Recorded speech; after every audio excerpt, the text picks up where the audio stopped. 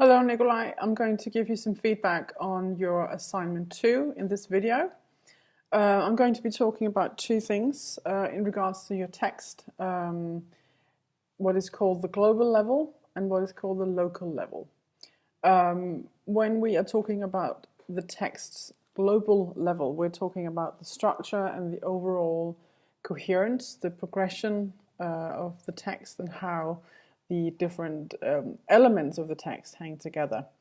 So in this case, it would be the three main issues that you've been asked to deal with: the contribution, the Danish contribution to inherent resolve, defining the comprehensive approach as a concept, and then finally assessing whether or not the current and future contributions are in fact an example of comprehensive approach. So those three things have to hang together and have to be logical. There has to be some sort of coherence between what you're saying in those three sections. And then there has to be coherence between the paragraphs. So internally in the text, we need some coherence in order to make it clear for the reader what is actually being said. So that's the global level. The local level has to do with your command of the English language. So it could be grammar, it could be vocabulary, etc.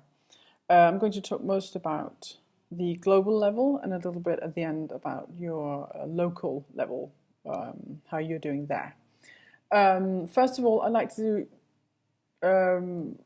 encourage you to read through the text as you listen to this video, pause it and have a think about what I'm saying, because it's going to give you a lot more than just hearing it and then trying to remember what I've said for future reference. So have a read through, I think, while you're listening to this video. Firstly, there is no real introduction to the text. You kind of begin in the middle of everything with defining what ISIL is, or rather how ISIL came about. Which is relevant, I think, in the context of what you're writing, but you need to preface your text with an introduction that tells me what's going to happen, what is going on, why. I mean, it's not obvious why we talk about ISIL in the first paragraph unless you told me what's going to happen throughout the text. So give me a little bit of information about that, and also remember to come back at the end of the text and round it off. What have we learned now? What is it that we know now that you've created this paper, now that you've dealt with this topic? What do you think you can say that you know, or what can you say that is still undecided, or those types of things. So it's kind of a conclusion or a rounding off of the main themes in the text. So that's going to help the reader. The reader in this case is not your teacher. We make the mistake sometimes of writing directly for the person who's going to mark the paper. And I see you doing that because you actually refer to one of Carsten's lessons. That does not make sense out of this context. So remember that in your communication, you're not writing to him. You're writing in order for him to understand that you can express accurately your thoughts and your understanding of this topic.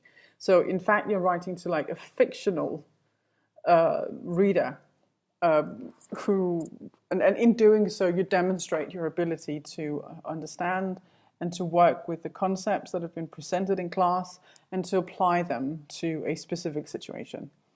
So it's sort of a fake situation, I know that, but that's what we're asking you to do.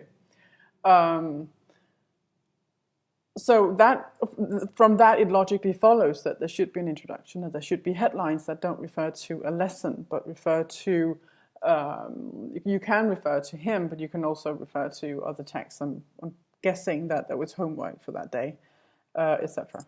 I don't really mind that you don't use external sources or references in your text because it wasn't part of the assignment. If it was a proper academic paper, of course, we would ask you to do that. But this is kind of pseudo-academic. So that's fine. Okay, so that's to do with the very broad structuring and considering your reader. When we get into the more sort of technical side of your writing, what I'd like you to consider is the internal cohesions within your paragraphs. You tend to write quite sort of fairly good paragraphs, meaning that they have a clear message, and they seem to be, that message seems to be supported sufficiently for me to say, okay, I believe this, I buy this. There is enough information, or there is a strong enough argument for me to think this is a valid, credible text. But consider your internal cohesion within the paragraph. Sometimes you seem to go off in more than one direction. Keep it simple within the paragraph, and make sure that there's one clear message. If you go off on tangents and sort of do many, or try to say too many things within a paragraph, you have to split that paragraph up or delete something so that they're a bit more tight, as it were.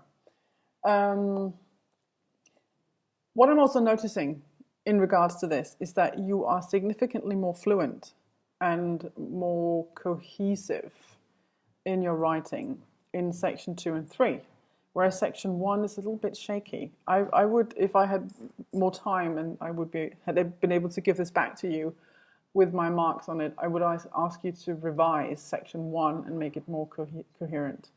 So do also with the bullet points that you use, but it's just it's more fragmented than section 2 and 3. So have a read through, because you can see basically 2 and 3 is good and section 1 not so much. So have a read through and see what you think. In terms of the local level with your use of language, you have fairly good vocabulary, and again I think section 2 and 3 are better than section 1 in terms of that. So while there are some mistakes and some imprecise use of language every now and again, you're doing fairly well. I think you can communicate what it is you want to say, and there are no breakdowns. Basically the reader gets it. So that's good.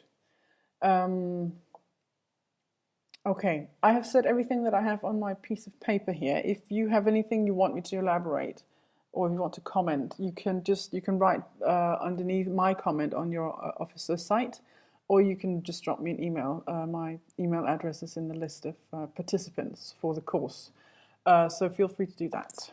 Okay, bye.